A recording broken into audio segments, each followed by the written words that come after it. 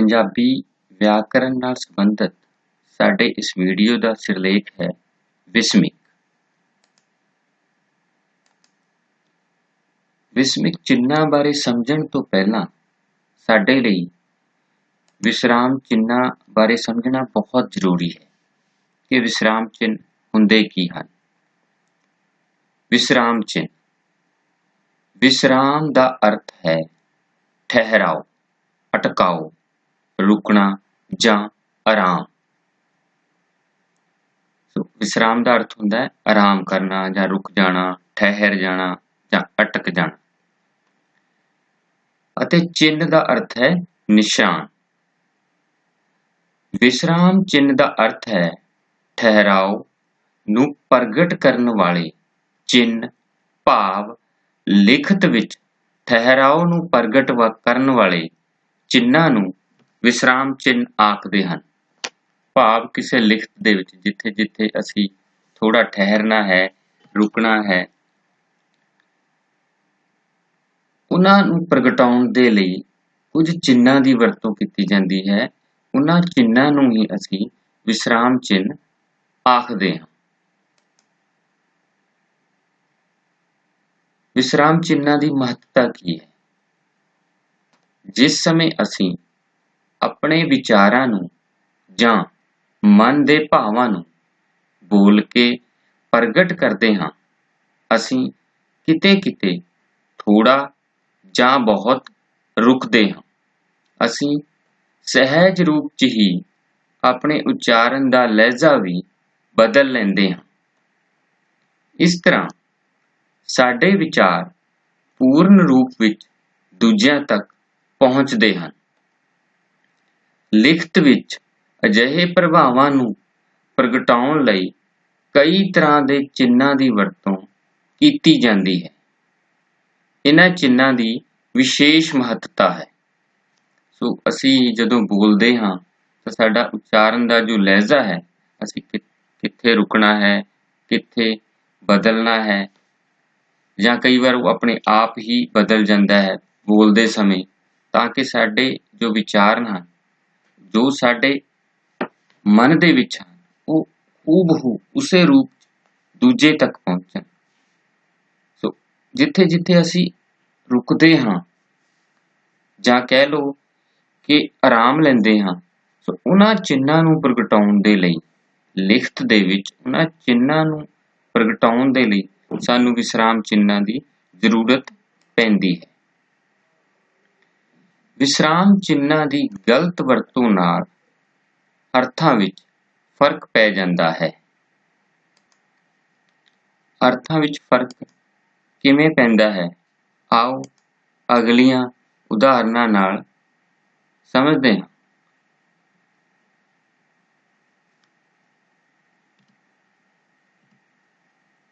ਜਿਵੇਂ ਪਹਿਲੀ ਉਦਾਹਰਨ ਹੈ, ਚੋਰ ਚੋਰ ਫੜੋ ਨਾ ਜਾਣ ਦਿਓ। ਹੁਣ ਜੇ ਅਸੀਂ ਕੌਮਾ ਇੱਥੇ ਲਾ ਰਹੇ ਹਾਂ, ਇੱਥੇ ਰੁਕ ਰਹੇ ਹਾਂ, ਤਾਂ ਇੱਥੇ ਸਾਡਾ ਕਹਿਣ ਦਾ ਭਾਵ ਹੈ ਕਿ ਜੋ ਚੋਰ ਭੱਜ ਰਿਹਾ ਹੈ ਉਸਨੂੰ ਅਸੀਂ ਫੜਨਾ ਨਹੀਂ ਹੈ, ਜਾਣ ਦੇਣਾ ਹੈ। ਦੂਜੇ ਵਾਕ ਦੇ ਵਿੱਚ ਚੋਰ ਚੋਰ ਫੜੋ ਨਾ ਜਾਣ ਦਿਓ, ਇੱਥੇ ਸਾਡਾ ਭਾਵ ਹੈ ਕਿ ਜੋ ਚੋਰ ਭੱਜ ਰਿਹਾ ਹੈ ਉਸਨੂੰ ਅਸੀਂ ਫੜਨਾ ਹੈ, ਜਾਣ ਨਹੀਂ ਦੇਣਾ ਹੈ। ਇਸ ਤਰ੍ਹਾਂ ਅਰਥ ਬਦਲ ਗਏ। ਅਗਲਾ ਵਾਕ ਹੈ ਸਧਾਰਨ ਵਾਕ, ਮੈਂ ਤੇਰੇ ਲਈ ਪਾਣੀ ਲਿਆਵਾਂ। ਸਧਾਰਨ ਗੱਲ ਹੈ, ਮੈਂ ਤੇਰੇ ਲਈ ਪਾਣੀ ਲਿਆਵਾਂ। ਇਹ ਹੈਰਾਨੀਜਨਕ ਹੈ ਕਿ ਅਸੀਂ ਹੈਰਾਨੀ ਪ੍ਰਗਟਾ ਰਹੇ ਹਾਂ ਕਿ ਮੈਂ ਤੇਰੇ ਲਈ ਪਾਣੀ ਲਿਆਵਾਂ। ਤੀਜਾ ਵਾਕ ਹੈ, ਮੈਂ ਤੇਰੇ ਲਈ ਪਾਣੀ ਲਿਆਵਾਂ। ਅਸੀਂ ਪ੍ਰਸ਼ਨ ਪੁੱਛ ਰਹੇ ਹਾਂ। ਵਾਕ ਇੱਕੋ ਹੀ ਹੈ, ਪਰ ਵਿਸਰਾਮ ਚਿੰਨ੍ਹ ਇੱਥੇ ਲੱਗਣ ਨਾਲ ਅਰਥਾਂ ਦੇ ਵਿੱਚ ਫਰਕ ਪੈ ਰਿਹਾ ਹੈ। ਜਾਂ ਕਹਿ ਲਓ ਕਿ ਜਦੋਂ ਅਸੀਂ ਬੋਲ ਰਹੇ ਹਾਂ, ਜਿਸ ਤਰ੍ਹਾਂ ਦਾ ਸਾਡਾ ਲਹਿਜ਼ਾ ਹੈ, ਉਸੇ ਤਰ੍ਹਾਂ ਦਾ ਵਿਸਰਾਮ ਚਿੰਨ੍ਹ ਲੱਗ ਜਾਏਗਾ। ਪੰਜਾਬੀ ਵਿੱਚ ਅੱਗੇ ਲਿਖੇ ਵਿਸਰਾਮ ਚਿੰਨ੍ਹ ਵਰਤੇ ਜਾਂਦੇ ਹਨ। पहला है डंडी ਜਾਂ पूर्ण विराम, इसका चिन्ह ए है। दूसरा है प्रश्न चिन्ह, जिसका चिन्ह ए है। तीसरा है विस्मिक चिन्ह, जिस ਲਈ ਇਹ चिन्ह ਵਰਤਿਆ ਜਾਂਦਾ ਹੈ। फिर है ਕਾਮਾ, जिस ਲਈ ਇਹ चिन्ह ਵਰਤਿਆ ਜਾਂਦਾ ਹੈ। फिर है ਬਿੰਦੀ ਕਾਮਾ ਜਾਂ अर्ध विराम, जिस ਲਈ ਸਾਡੇ ਕੋਲ ਇਹ चिन्ह है। फिर है ਦੁਬਿੰਦੀ, ਦੁਬਿੰਦੀ ਲਈ ਇਹ चिन्ह है। फिर है डैश, डैश ਲਈ ਸਾਡੇ ਕੋਲ ਇਹ चिन्ह है। फिर है दुबिंदी डैश, दुबिंदी डैश ਲਈ ਇਹ चिन्ह है। फिर है ਪੁੱਠੇ ਕਾਮੇ, ਪੁੱਠੇ ਕਾਮਿਆਂ ਲਈ ਇਹ चिन्ह ਹਨ। फिर है जोड़नी, जोड़नी ਲਈ ਇਹ चिन्ह है। फिर ब्रैकेट, ब्रैकेट ਲਈ ਇਹ चिन्ह ਹਨ। फिर ਛੁੱਟ ਮਰੋੜੀ, ਛੁੱਟ ਮਰੋੜੀ ਲਈ ਇਹ चिन्ह है। ਅਤੇ ਅੰਤ ਵਿੱਚ ਬਿੰਦੀ, ਬਿੰਦੀ ਲਈ ਸਾਡੇ ਕੋਲ ਇਹ चिन्ह ਹੈ। ਸੋ ਇਹ ਹਨ ਸਾਡੇ ਵਿਸਰਾਮ चिन्ह। ਇਹਨਾਂ ਬਾਰੇ ਵਿਸਥਾਰ ਦੇ ਵਿੱਚ ਅਲੱਗ ਵੀਡੀਓ ਵਿੱਚ ਗੱਲ ਕੀਤੀ ਗਈ ਹੈ, ਤੁਸੀਂ ਉੱਥੋਂ ਸਮਝ ਸਕਦੇ ਹੋ। ਹੁਣ ਅਸੀਂ ਇਸ ਵੀਡੀਓ ਦੇ ਮੁੱਖ ਵਿਸ਼ੇ ਵਿਸਮਿਕ, ਮੁੱਖ ਵਿਸ਼ਾ ਕਹਿ ਲਓ ਜਾਂ ਮੁੱਖ ਸਿਰਲੇਖ ਵਿਸਮਿਕ, ਉਸ ਬਾਰੇ ਗੱਲ ਕਰਦੇ ਹਾਂ। ਵਿਸਮਿਕ, ਪਹਿਲਾਂ ਇਸ ਦੀ ਪਰਿਭਾਸ਼ਾ ਨੂੰ ਸਮਝਦੇ ਹਾਂ। ਖੁਸ਼ੀ, ਗਮੀ, ਭੈ, ਹੈਰਾਨੀ, ਪ੍ਰਸ਼ੰਸਾ ਆਦਿ ਭਾਵਾਂ ਦੇ ਪ੍ਰਗਟਾਵੇ ਲਈ ਸਾਡੇ ਮੂੰਹੋਂ ਸੁਭਾਵਕ ਹੀ ਨਿਕਲਿਆ ਸ਼ਬਦ ਵਿਸਮਿਕ ਅਖਵਾਉਂਦਾ ਹੈ। ਸੋ ਸਾਡੇ ਮੂੰਹੋਂ ਅਚਾਨਕ ਹੀ ਖੁਸ਼ੀ ਦੇ ਸ਼ਬਦ ਜਾਂ ਗਮੀ ਦੇ, ਭੈ ਦੇ, ਹੈਰਾਨੀ ਦੇ ਜਾਂ ਪ੍ਰਸ਼ੰਸਾ ਦੇ ਜਦੋਂ ਨਿਕਲਦੇ ਹਨ ਤਾਂ ਉਹਨਾਂ ਸ਼ਬਦਾਂ ਨੂੰ ਅਸੀਂ ਵਿਸਮਿਕ ਆਖਦੇ। ਭਾਵ ਵਿਸਮਿਕ ਉਹ ਸ਼ਬਦ ਹਨ ਜਿਹੜੇ ਕਿਸੇ ਨੂੰ ਬੁਲਾਉਣ ਜਾਂ ਮਨ ਦੀ ਖੁਸ਼ੀ, ਗਮੀ ਜਾਂ ਹੈਰਾਨੀ ਦੇ ਭਾਵਾਂ ਨੂੰ ਪ੍ਰਗਟ ਕਰਨ। ਅਜਿਹੇ ਭਾਵਾਂ ਨੂੰ ਲਿਖਤੀ ਰੂਪ ਵਿੱਚ ਅੰਕਿਤ ਕਰਨ ਸਮੇਂ ਅਜਿਹੇ ਸ਼ਬਦਾਂ ਦੇ ਨਾਲ ਵਿਸਮਿਕ ਚਿੰਨ੍ਹ ਲਗਾਇਆ ਜਾਂਦਾ ਹੈ। ਸੋ ਜਿਸ ਦਾ ਚਿੰਨ੍ਹ ਇਹ ਹੈ। ਸੋ ਜਦੋਂ ਅਸੀਂ ਅਜਿਹੇ ਸ਼ਬਦ ਬੋਲ ਰਹੇ ਹਾਂ ਜਿਨ੍ਹਾਂ ਨੂੰ ਅਸੀਂ ਵਿਸਮਿਕ ਆਖਦੇ ਹਾਂ, ਤਾਂ ਅਜਿਹੇ ਸ਼ਬਦਾਂ ਨੂੰ ਜਦੋਂ ਲਿਖਿਤ ਰੂਪ 'ਚ ਅੰਕਿਤ ਕਰਦੇ ਹਾਂ ਤਾਂ ਅਜਿਹੇ ਸ਼ਬਦਾਂ ਦੇ ਨਾਲ ਵਿਸਮਿਕ ਚਿੰਨ੍ਹ ਲੱਗ ਜਾਂਦਾ ਹੈ। ਵਿਸਮਿਕ ਚਿੰਨ੍ਹ ਖੁਸ਼ੀ, ਗਮੀ, ਹੈਰਾਨੀ, ਭੈ, ਪ੍ਰਸ਼ੰਸਾ ਆਦਿ ਭਾਵ ਪ੍ਰਗਟ ਕਰਨ ਵਾਲੇ ਸ਼ਬਦ ਵਾਕਾਂਸ਼ ਜਾਂ ਵਾਕ ਤੋਂ ਬਾਅਦ ਲੱਗਦਾ ਹੈ। ਇਸ ਗੱਲ ਦਾ ਧਿਆਨ ਰੱਖਣਾ ਹੈ ਕਿ ਸ਼ਬਦ ਵਾਕਾਂਸ਼ ਜਾਂ ਵਾਕ ਤੋਂ ਬਾਅਦ ਵਿਸਮਿਕ ਚਿੰਨ੍ਹ ਲੱਗਦਾ ਹੈ। ਜਿਵੇਂ ਹੁਣ ਉਦਾਹਰਨਾਂ ਵੇਖਦੇ ਹਾਂ। ਮੰਮੀ, ਵੀਰਾ ਆ ਗਿਆ ਹੈ। ਖੁਸ਼ੀ ਦੀ ਗੱਲ ਹੋ ਰਹੀ ਹੈ, ਇੱਥੇ ਸਾਡਾ ਵਿਸਮਿਕ ਚਿੰਨ੍ਹ ਲੱਗ ਗਿਆ। ਫਿਰ ਹਾਏ, ਇਹ ਕੀ ਭਾਣਾ ਵਾਪਰ ਗਿਆ ਹੈ, ਇਹ ਸਾਡਾ ਵਿਸਮਿਕ ਚਿੰਨ੍ਹ ਲੱਗ ਗਿਆ। ਗਮੀ ਦੀ ਗੱਲ ਹੋ ਰਹੀ ਹੈ, ਇੱਕ ਇੱਥੇ ਵਿਸਮਿਕ ਚਿੰਨ੍ਹ ਲੱਗ ਗਿਆ, ਇੱਕ ਇੱਥੇ, ਕਿਉਂਕਿ ਸ਼ਬਦ ਦੇ ਵਿੱਚ ਵੀ ਤੇ ਇਸ ਪੂਰੇ ਵਾਕ ਦੇ ਵਿੱਚ ਵੀ ਗਮੀ ਦੀ ਗੱਲ ਹੋ ਰਹੀ ਹੈ। ਇਸਤਰੀ ਨੇ ਡਾਕੂ ਮਾਰ ਕੇ ਭਜਾ ਦਿੱਤੇ, ਹੈਰਾਨੀ ਨੂੰ ਪ੍ਰਗਟ ਕਰ ਰਿਹਾ ਵਾਕ ਹੈ। ਸੋ ਪਹਿਲਾਂ ਹੈ ਜਿਹੜਾ ਸ਼ਬਦ ਹੈ ਉਹ ਹੈਰਾਨੀ ਪ੍ਰਗਟ ਕਰ ਰਿਹਾ, ਫਿਰ ਇਹ ਪੂਰਾ ਵਾਕ। ਫਿਰ ਪ੍ਰਸ਼ੰਸਾ ਦਾ ਵਾਕ ਹੈ, ਬਈ ਵਾਹ, ਇਹ ਪ੍ਰਸ਼ੰਸਾ ਦੇ ਸ਼ਬਦ ਹਨ। ਤੁਸੀਂ ਤਾਂ ਕਮਾਲ ਕਰ ਦਿੱਤਾ ਮੁੰਡਿਓ। ਫਿਰ ਇੱਥੇ ਵਿਸਮਿਕ ਚਿੰਨ੍ਹ ਲੱਗ ਰਿਹਾ ਹੈ। ਸੋ ਇਹ ਕੁਝ ਉਦਾਹਰਨਾਂ ਹਨ। ਹੁਣ ਕੁਝ ਧਿਆਨ ਦੇਣ ਯੋਗ ਗੱਲਾਂ ਜੋ ਹਨ। ਕਈ ਵਾਰ ਅਤਿ ਤੀਬਰ ਭਾਵ ਜਾਂ ਜਜ਼ਬੇ ਦੇ ਪ੍ਰਗਟਾ ਲਈ ਵਰਤੇ ਸ਼ਬਦ ਵਾਕਾਂਸ਼ ਜਾਂ ਵਾਕ ਤੋਂ ਪਿੱਛੋਂ ਵਿਸਮਿਕ ਚਿੰਨ੍ਹ 2 ਜਾਂ 3 ਵਾਰੀ ਵੀ ਲਗਾਇਆ ਜਾਂਦਾ ਹੈ। ਇਸ ਗੱਲ ਦਾ ਧਿਆਨ ਰੱਖਣਾ ਹੈ, ਪਰ ਅਜਿਹੇ ਮੌਕੇ ਬਹੁਤ ਘੱਟ ਆਉਂਦੇ ਹਨ। ਹੈ ਇਹ ਕੀ ਭਾਣਾ ਵਰਤ ਗਿਆ। ਸੋ ਇੱਥੇ ਪਹਿਲਾਂ ਇੱਕ ਵਿਸਮਿਕ ਚਿੰਨ੍ਹ ਹੈ, ਫਿਰ ਦੋ ਹਨ। ਸੋ ਕੁਝ ਮੌਕੇ ਅਜਿਹੇ ਵੀ ਆਉਂਦੇ ਹਨ, ਇਹਨਾਂ ਗੱਲਾਂ ਦਾ ਵੀ ਅਸੀਂ ਧਿਆਨ ਰੱਖਣਾ ਹੈ। ਹੁਣ ਵਿਸਮਿਕ ਦੀਆਂ ਕਿਸਮਾਂ।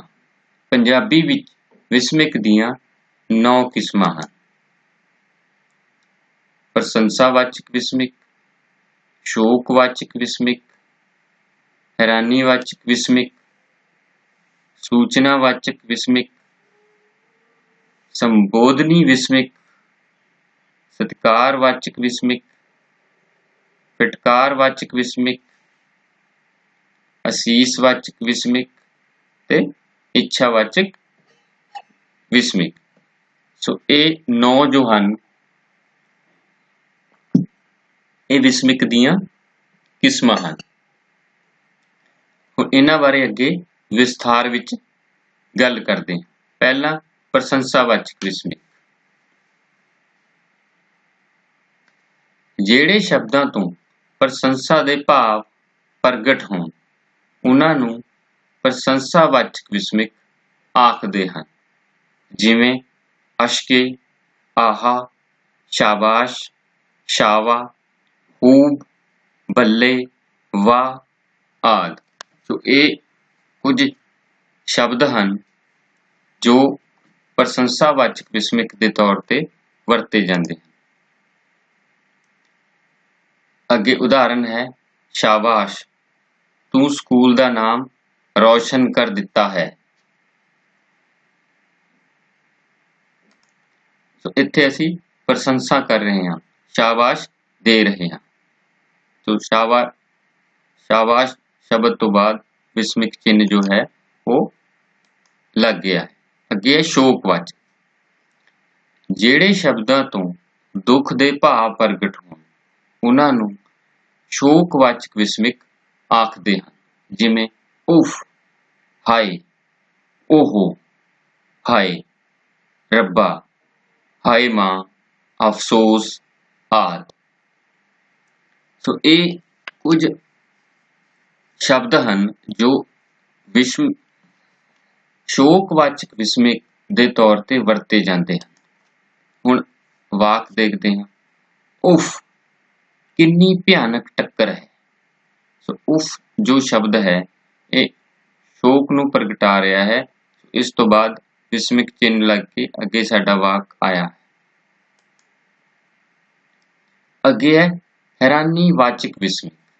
ਜਿਹੜੇ ਸ਼ਬਦਾਂ ਤੋਂ ਹੈਰਾਨੀ ਦੇ ਭਾਵ ਪ੍ਰਗਟ ਹੋਣ, ਉਹਨਾਂ ਨੂੰ ਹੈਰਾਨੀਵਾਚਕ ਵਿਸਮਿਕ ਆਖਦੇ ਹਨ। ਜਿਵੇਂ ਆਹਾ, ਅੱਛਾ, ਵਾਹ, ਵਾਹ ਵਾਹ, ਕਮਾਲ ਹੈ, ਹੈ, ਉਹ ਆਦਿ। ਇਹ ਜੋ ਸ਼ਬਦ ਹਨ ਇਹ ਹੈਰਾਨੀ ਨੂੰ ਪ੍ਰਗਟਾਉਂਦੇ ਹਨ। ਅੱਗੇ ਵਾਕ ਵਿੱਚ ਇਸ ਦੀ ਵਰਤੋਂ ਦੀ ਉਦਾਹਰਨ ਵੇਖਦੇ ਹਾਂ। ਹੈ, ਉਸਨੇ IAS ਦੀ ਪ੍ਰੀਖਿਆ ਪਾਸ ਕਰ ਲਈ ਹੈ। ਸੋ ਇੱਥੇ ਹੈ ਜੋ ਸ਼ਬਦ ਹੈ ਇਹ ਹੈਰਾਨੀ ਨੂੰ ਪ੍ਰਗਟਾ ਰਿਹਾ ਹੈ। ਉਸ ਤੋਂ ਬਾਅਦ ਅਸੀਂ ਵਿਸਮਿਕ ਚਿੰਨ੍ਹ ਲਗਾਇਆ ਹੈ। ਅੱਗੇ ਹੈ ਸੂਚਨਾਵਾਚਕ ਵਿਸਮਿਕ। ਜਿਹੜੇ ਸ਼ਬਦ ਸੂਚਨਾ ਦੇਣ ਜਾਂ ਸੁਚੇਤ ਕਰਨ ਲਈ ਵਰਤੇ ਜਾਂਦੇ ਹਨ, ਉਹਨਾਂ ਨੂੰ ਸੂਚਨਾਵਾਚਕ ਵਿਸਮਿਕ ਆਖਦੇ ਹਨ। ਜਿਵੇਂ ਸੁਣੋ ਜੀ, ਹਟੋ ਜੀ, ਖਬਰਦਾਰ, ਠਹਿਰ ਜ਼ਰਾ, ਵੇਖਿਓ, ਬਚ ਕੇ ਆਦਿ। ਸੋ ਇਹ ਜੋ ਸ਼ਬਦ ਹਨ ਇਹ ਸੂਚਨਾਵਾਚਕ ਵਿਸਮਿਕ ਦਾ ਪ੍ਰਤੀਕ ਹਨ। ਸੂਚਨਾਵਾਚਕ ਵਿਸਮਿਕ ਦੇ ਤੌਰ ਤੇ ਵਰਤੇ ਜਾਂਦੇ ਹਨ। ਖਬਰਦਾਰ, ਅੱਗੇ ਪਹਾੜਾਂ ਤੋਂ ਪੱਥਰ ਡਿੱਗਦੇ ਹਨ। ਸੋ ਇੱਥੇ ਅਸੀਂ ਸੂਚਨਾ ਦੇ ਰਹੇ ਹਾਂ, ਖਬਰਦਾਰ ਕਰ ਰਹੇ ਹਾਂ ਕਿ ਅੱਗੇ ਪਹਾੜਾਂ ਤੋਂ ਪੱਥਰ ਡਿੱਗ ਰਹੇ ਹਨ। ਸੋ ਸੰਭਲ ਕੇ ਤੁਸੀਂ ਚੱਲਣਾ ਹੈ। ਅੱਗੇ ਸੰਬੋਧਨੀ ਵਿਸਮਿਕ। ਜਿਹੜੇ ਸ਼ਬਦ ਕਿਸੇ ਨੂੰ ਬੁਲਾਉਣ ਲਈ ਬੋਲੇ ਜਾਣ, ਉਹਨਾਂ ਤੋਂ ਬਾਅਦ ਆਮ ਤੌਰ ਤੇ ਕਾਮਾ ਲੱਗਦਾ ਹੈ।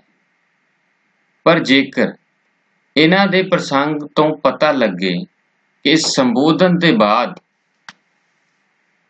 ਖੁਸ਼ੀ, ਗਮੀ, ਹੈਰਾਨੀ, ਭੈ, ਪ੍ਰਸ਼ੰਸਾ, ਸ਼ੁਕਰਾਨਾ ਆਦਿ ਦੇ ਭਾਵ ਨਾਲ ਜੁੜੇ ਹਨ, ਤਦ ਵਿਸਮਿਕ ਚਿੰਨ੍ਹ ਦੀ ਵਰਤੋਂ ਹੁੰਦੀ ਹੈ। ਸੋ ਇਸ ਗੱਲ ਦਾ ਅਸੀਂ ਧਿਆਨ ਰੱਖਣਾ ਹੈ। ਆਮ ਤੌਰ ਤੇ ਜਦੋਂ ਅਸੀਂ ਸੰਬੋਧਨੀ ਸ਼ਬਦ ਵਰਤਦੇ ਹਾਂ ਤਾਂ ਉਹਨਾਂ ਤੋਂ ਬਾਅਦ ਕਾਮਾ ਹੀ ਲੱਗਦਾ ਹੈ, ਪਰ ਜੇਕਰ ਜੋ ਉਸ ਤੋਂ ਬਾਅਦ ਗੱਲ ਕਹੀ ਗਈ ਹੈ ਉਸਦੇ ਪ੍ਰਸੰਗ ਤੋਂ ਸਾਨੂੰ ਪਤਾ ਲੱਗ ਰਿਹਾ ਹੈ ਕਿ ਸੰਬੋਧਨ ਤੋਂ ਬਾਅਦ ਖੁਸ਼ੀ, ਗਮੀ, ਹੈਰਾਨੀ, ਭੈ, ਪ੍ਰਸ਼ੰਸਾ, ਸ਼ੁਕਰਾਨਾ ਆਦਿ ਦੇ ਭਾਵ ਨਾਲ ਜੁੜ ਗਏ ਹਨ, ਤਦ ਵਿਸਮਿਕ ਚਿੰਨ੍ਹ ਦੀ ਅਸੀਂ ਵਰਤੋਂ ਕਰਨੀ ਹੈ। ਇਸ ਗੱਲ ਦਾ ਧਿਆਨ ਰੱਖਣਾ ਹੈ। ਜੇ ਫਿਰ ਵੀ ਕੁਝ ਅਸਪਸ਼ਟਤਾ ਹੈ ਤਾਂ ਇਸ ਵੀਡੀਓ ਨੂੰ ਰੋਕ ਕੇ ਤੁਸੀਂ ਇਸ ਪੈਰੇ ਨੂੰ ਕਈ ਵਾਰ ਪੜ੍ਹਨਾ ਹੈ, ਆਪਣੇ ਆਪ ਗੱਲ ਸਮਝ ਆਏਗੀ। ਜਿਵੇਂ ਨੀ ਕੁੜੀਏ, ਓਏ ਕਾਕਾ, ਉਹ ਮੁੰਡਿਓ ਆਦਿ। ਇਹ ਜੋ ਹਨ ਸ਼ਬਦ ਇਹ ਸੰਬੋਧਨ ਲਈ ਵਰਤੇ ਜਾਂਦੇ ਹਨ। ਨੀ ਕੁੜੀਏ, ਐਵੇਂ ਰੌਲਾ ਨਾ ਪਾ। ਇਹ ਜੋ ਸ਼ਬਦ ਹੈ ਇੱਥੇ ਵਾਕ ਦੇ ਵਿੱਚ ਸਾਨੂੰ ਨਜ਼ਰ ਆ ਰਿਹਾ ਹੈ ਨੀ ਕੁੜੀਏ, ਇਸ ਤੋਂ ਬਾਅਦ ਅਸੀਂ ਵਿਸਮਿਕ ਲਗਾਇਆ ਹੈ।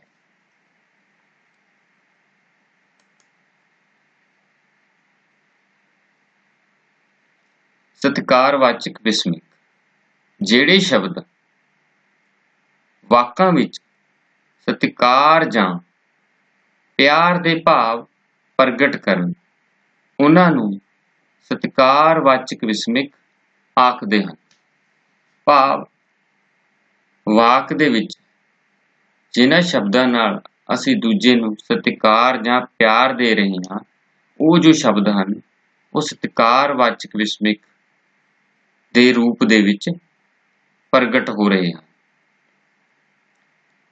ਜਿਵੇਂ ਧੰਨ ਭਾਗ, ਆਈਏ, ਆਓ ਜੀ, ਜੀ ਆਇਆਂ ਨੂੰ ਆਦਿ। ਇਹ ਜੋ ਸ਼ਬਦ ਹਨ ਇਹ ਸਤਿਕਾਰਵਾਚਕ ਵਿਸਮਿਕ ਦੇ ਤੌਰ ਤੇ ਵਰਤੇ ਜਾ ਰਹੇ ਹਨ।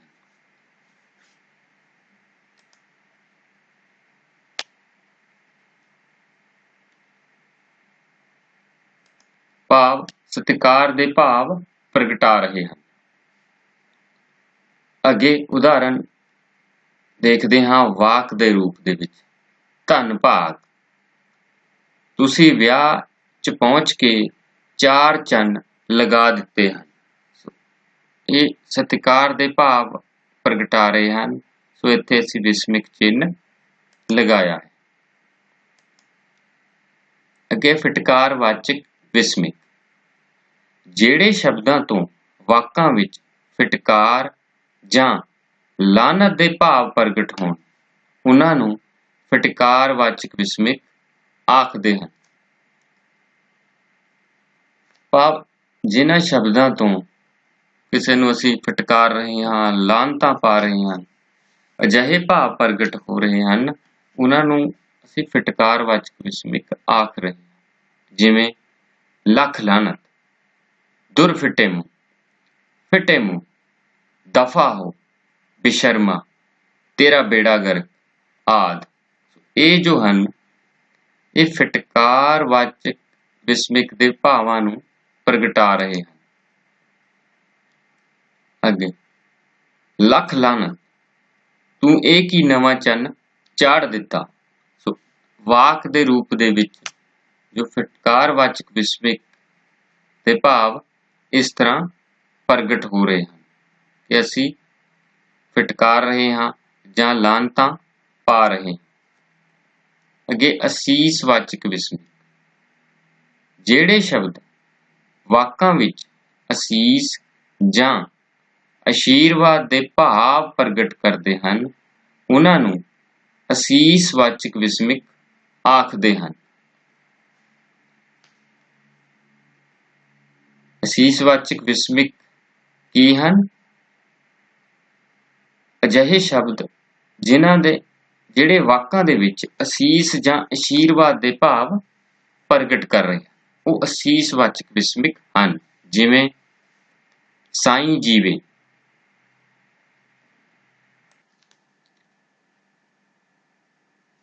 ਦੁਬਾਰਾ ਸਮਝਦੇ ਹਾਂ। ਜਿਵੇਂ ਸਾਈਂ ਜੀਵੇ, ਜਵਾਨੀਆਂ ਮਾਣ, ਖੁਸ਼ ਰਹੋ, ਜਿਉਂਦਾ ਰਹੋ, ਰੱਬ ਭਲਾ ਕਰੇ, ਭਲਾ ਹੋਵੇ ਆਦਿ। ਸੋ ਇਹ ਜੋ ਸ਼ਬਦ ਹਨ, ਇਹ ਵਾਕ ਦੇ ਵਿੱਚ ਅਸੀਸ ਜਾਂ ਅਸ਼ੀਰਵਾਦ ਦੇ ਭਾਵ ਪ੍ਰਗਟ ਕਰ ਰਹੇ ਹਨ। ਹੁਣ ਵਾਕ ਦੇ ਵਿੱਚ ਵੇਖਦੇ ਹਾਂ ਕਿ ਕਿਵੇਂ ਇਹ ਪ੍ਰਗਟ ਹੋ ਰਹੇ ਹਨ। ਜਿਉਂਦਾ ਰਹੋ, ਪਰਮਾਤਮਾ ਤੈਨੂੰ ਰੰਗ ਭਾਗ ਲਾਏ। ਇਹ ਇੱਥੇ ਅਸੀਂ ਅਸ਼ੀਰਵਾਦ ਦੇ ਰਹੇ ਹਾਂ ਜਾਂ ਕਹਿ ਲਓ ਕਿ ਅਸੀਸ ਦੇ ਰਹੇ ਹਾਂ। ਅੱਗੇ ਇੱਛਾਵਾਚਕ ਵਿਸਮਿਕ। ਜਿਹੜੇ ਸ਼ਬਦ ਮਨ ਦੀ ਇੱਛਾ ਦੇ ਭਾਵ ਪ੍ਰਗਟ ਕਰਨ, ਉਹਨਾਂ ਨੂੰ ਇੱਛਾਵਾਚਕ ਵਿਸਮਿਕ ਆਖਦੇ ਹਨ। ਸੋ ਅਜਿਹੇ ਸ਼ਬਦ ਜਿਹੜੇ ਸਾਡੇ ਮਨ ਦੀ ਇੱਛਾ ਨੂੰ ਪ੍ਰਗਟ ਕਰ ਰਹੇ ਹਨ। ਜਿਵੇਂ ਹੇ ਕਰਤਾਰ, ਜੇ ਕਦੇ, ਹੇ ਵਾਹਿਗੁਰੂ, ਜੇ, ਹੇ ਦਾਤਾ, ਕਾਸ਼ ਆਦਿ। ਸੋ ਇਹ ਜੋ ਸ਼ਬਦ ਹਨ, ਇਹ ਵਾਕ ਦੇ ਵਿੱਚ ਸਾਡੀ ਇੱਛਾ ਨੂੰ ਪ੍ਰਗਟਾਉਂਦੇ ਹਨ। ਜਿਵੇਂ ਹੇ ਦਾਤਾ, ਸਮੁੱਚੇ ਸੰਸਾਰ ਨੂੰ ਕਰੋਨਾ ਤੋਂ ਬਚਾਈ। ਸੋ ਇਹ ਸਾਡੀ ਇੱਛਾ ਹੈ ਜੋ ਇਹਨਾਂ ਸ਼ਬਦਾਂ ਦੇ ਵਿੱਚ ਪ੍ਰਗਟ ਹੋ ਰਹੀ ਹੈ। ਸੋ ਇਸ ਵੀਡੀਓ ਨੂੰ ਤੁਸੀਂ ਵਾਰ-ਵਾਰ ਵੇਖ ਕੇ ਵਿਸਮਿਕ ਚਿੰਨ੍ਹਾਂ ਨੂੰ ਕਿੱਥੇ-ਕਿੱਥੇ ਵਰਤਿਆ ਜਾਣਾ ਹੈ, ਕਿਸ ਭਾਵ ਦੇ ਵਿੱਚ ਵਰਤਿਆ ਜਾਣਾ ਹੈ, ਉਹ ਸਮਝ ਸਕਦੇ ਹੋ। ਭਾਵ ਜਿਵੇਂ ਜੋ ਇਹਨਾਂ ਦੀ ਕਿਸਮਾਂ ਦੇ ਅਨੁਸਾਰ ਭਾਵ ਪ੍ਰਗਟ ਹੁੰਦੇ ਹਨ, ਉੱਥੇ ਵਿਸਮਿਕ ਚਿੰਨ੍ਹ ਕਿਸ ਤਰ੍ਹਾਂ ਲੱਗਣਾ ਹੈ, ਉਹ ਤੁਸੀਂ ਸਮਝ ਸਕਦੇ ਹੋ। ਇਹਨਾਂ ਦੀਆਂ ਕਿਸਮਾਂ ਕਿਹੜੀਆਂ ਹਨ? ਵਿਸਮਿਕ ਦੀਆਂ ਕਿਸਮਾਂ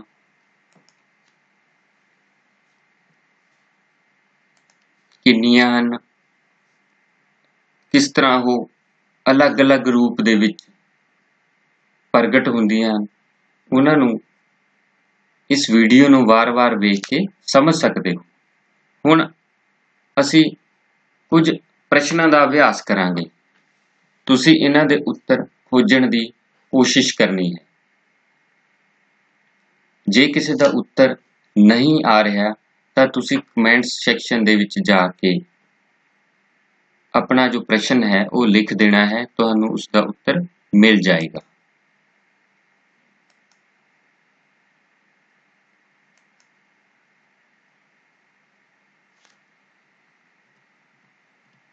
ਪਹਿਲਾ ਪ੍ਰਸ਼ਨ ਹੈ, ਵਿਸਮਿਕ ਕਿਸ ਨੂੰ ਆਖਦੇ ਹਨ?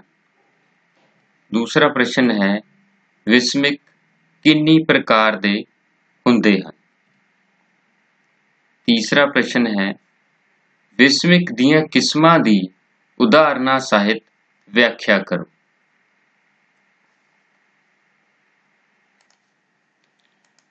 ਅਗਲਾ ਪ੍ਰਸ਼ਨ ਹੈ,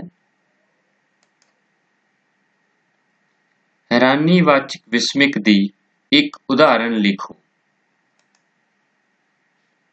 ਪੰਜਵਾਂ ਪ੍ਰਸ਼ਨ ਹੈ, ਹੇਠਲੇ ਵਿਸਮਿਕਾਂ ਵਿਚਲੇ ਅੰਤਰ ਉਦਾਹਰਨਾਂ ਸਾਹਿਤ ਸਪਸ਼ਟ ਕਰੋ। ਪਹਿਲਾ ਹੈ ਸ਼ੋਕਵਾਚਕ ਵਿਸਮਿਕ ਤੇ ਹੈਰਾਨੀਵਾਚਕ ਵਿਸਮਿਕ, ਫਿਰ ਸਤਿਕਾਰਵਾਚਕ ਵਿਸਮਿਕ ਤੇ ਪ੍ਰਸ਼ੰਸਾਵਾਚਕ ਵਿਸਮਿਕ, ਫਿਟਕਾਰਵਾਚਕ ਵਿਸਮਿਕ ਤੇ ਸੂਚਨਾਵਾਚਕ ਵਿਸਮਿਕ, ਅਸੀਸਵਾਚਕ ਵਿਸਮਿਕ ਤੇ ਇੱਛਾਵਾਚਕ ਵਿਸਮਿਕ।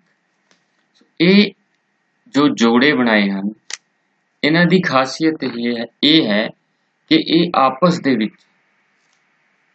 ਕਾਫੀ ਮਿਲਦੇ ਜੁਲਦੇ ਹਨ।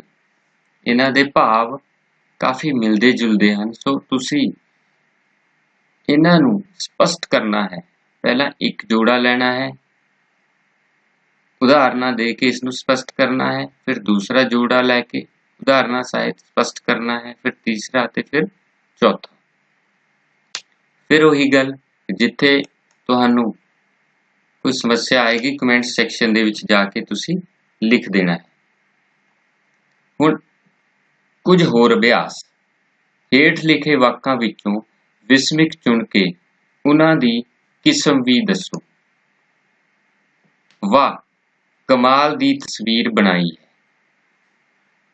ਦੁਰ ਫਿੱਟੇ ਮੂੰਹ, ਤੈਨੂੰ ਮਾਂ ਪਿਓ ਨੂੰ ਗਾਲਾਂ ਕੱਢਦਿਆਂ ਸ਼ਰਮ ਨਾ ਆਈ। ਫਿਰ ਖਬਰਦਾਰ, ਇਸ ਲਾਈਨ ਤੇ ਨਾ ਘੁੰਮੋ, ਰੇਲ ਆਉਣ ਵਾਲੀ ਹੈ। ਓਏ ਮੁੰਡਿਓ, ਇੱਧਰ ਆ ਕੇ ਕੰਮ ਵਿੱਚ ਹੱਥ ਵਟਾਓ। ਹੇ ਰੱਬਾ, ਮੈਂ ਇਸ ਵਾਰ ਪਾਸ ਹੋ ਜਾਵਾਂ। ਸੋ ਤੁਸੀਂ ਇਹਨਾਂ ਵਿੱਚੋਂ ਵਿਸਮਿਕ ਚੁਣ ਕੇ ਉਹਨਾਂ ਦੀਆਂ ਕਿਸਮਾਂ ਵੀ ਦੱਸਣੀਆਂ ਹਨ ਕਿ ਉਹ ਵਿਸਮਿਕ ਦੀ ਕਿਸ ਕਿਸਮ ਨੂੰ ਪ੍ਰਗਟਾ ਰਹੇ ਹਨ ਜਾਂ ਕਿਸ ਕਿਸਮ ਨਾਲ ਸੰਬੰਧਿਤ ਹਨ।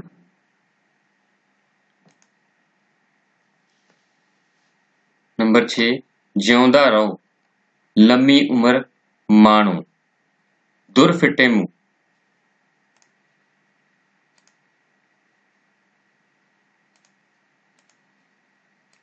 ਉਹ ਅਸੀਂ ਪਹਿਲਾਂ ਕਰ ਆਏ ਹਾਂ। ਅਗਲੇ ਵੱਲ ਵਧਦੇ ਹਾਂ। ਅਫਸੋਸ, ਤੁਹਾਡੀ ਦਾਦੀ ਜੀ ਦੀ ਮੌਤ ਬਹੁਤ ਬੁਰੀ ਖਬਰ ਹੈ। ਹੈਂ, ਉਹ ਕਲਾਸ ਵਿੱਚੋਂ ਫੇਲ ਹੋ ਗਿਆ। ਸ਼ਾਬਾਸ਼, ਤੂੰ ਅੱਜ ਪਿੰਡ ਦੀ ਇੱਜ਼ਤ ਬਚਾ ਲਈ ਹੈ। ਸੋ ਤੁਸੀਂ ਇਹਨਾਂ ਉਦਾਹਰਨਾਂ ਵਿੱਚੋਂ ਵਿਸਮਿਕ ਚੁਣ ਕੇ ਉਹਨਾਂ ਦੀਆਂ ਕਿਸਮਾਂ ਵੀ ਦੱਸਣੀਆਂ ਹਨ।